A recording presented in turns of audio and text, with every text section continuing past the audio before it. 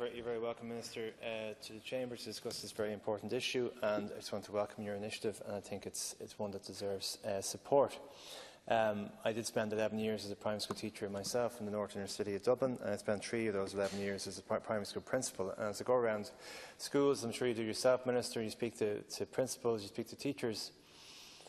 Many of them will not speak openly about the trauma that they are witnessing day to day in their schools, because they don't want to give their schools a bad name or impinge on the reputation of their schools, because effectively every school in the country, because the nature of our system is in competition with another school.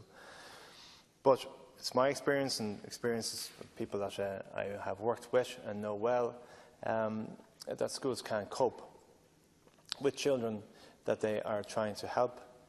And I think it is wrong of us to assume that any school can adequately deal with the needs of a child, because, as I'm sure you quite know, Minister, I'm sure you've heard this from teachers, that you have 2 4-year-olds in primary school will come to you, and you know that in 9 years' time one child will have a better chance of success than the other, because one child presents as clean, rested, fed, interested, and the other has none of those things. And so if we're going to talk about well-being of students, we have to have a wider approach and deal with parents as well. It's a well-known fact that your average 3-year-old from a poor family has 1/3 the oral language capacity of a 3-year-old from a rich family, and that gap is developed at age 3. So I would absolutely agree with you, Minister. There's only so much that a teacher can do, because children do not live in schools.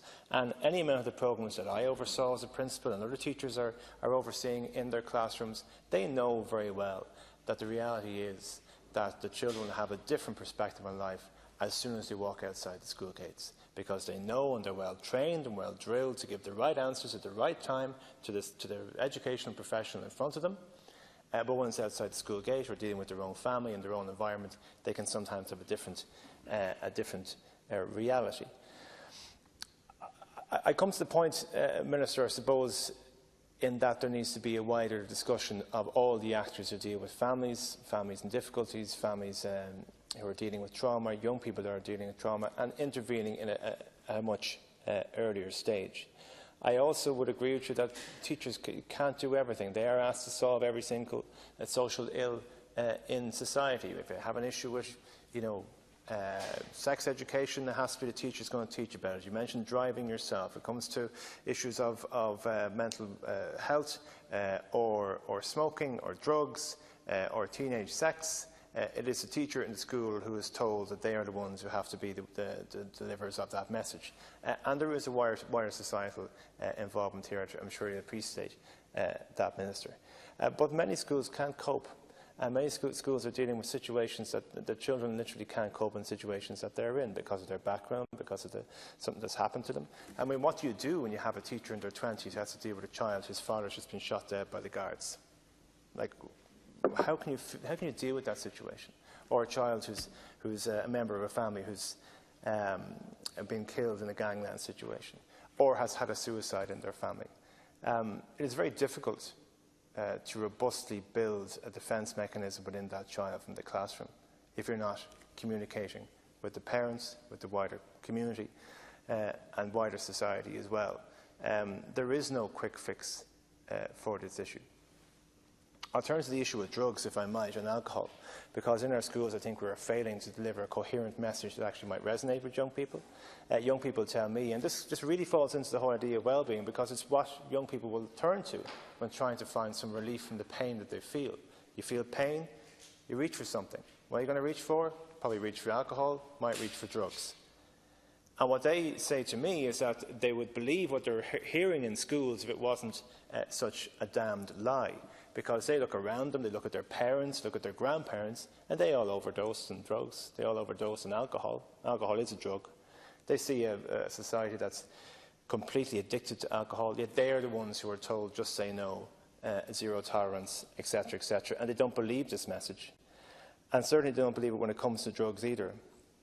So I think we're going to have a much more honest connection with young people when it comes to our messaging around drug and alcohol use, because whatever message we have at the moment isn't hitting home. and there's a much more attractive message, as I say, outside the school gates, and there's a different message potentially being given in the home place. And I'm not sure, Minister, if all those messages are connecting. The next point I want to turn to is indeed the issue of class size, and I think it's a fair point to make that you can deliver all the goodwill message you want, and you can have as much of a personal relationship with students under your care as you possibly can, but if there's too many of them, as a professional, you can't cope. Now, the government of which you're a member, Minister, had an opportunity to reduce class sizes last year. You didn't bother.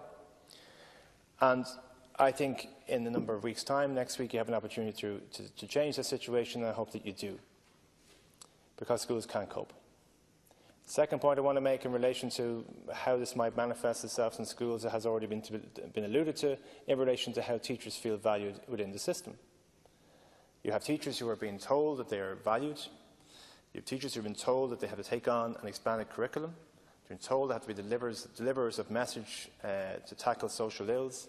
Yet you, Minister, cannot, within your own rhetoric, commit to the suggestion or to the ideal of equal pay for equal work. And that is leading to a situation within staff rooms that is hurting.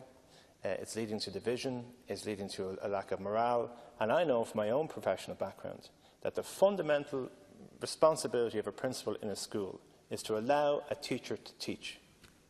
Fundamentally, the most important unit of the school is the teacher's relationship with their class, not the principal, not anybody else, not any other actor who comes in and out of the teachers or the pupils' day, but that fundamentally maximising that relationship between the teacher and his or her students.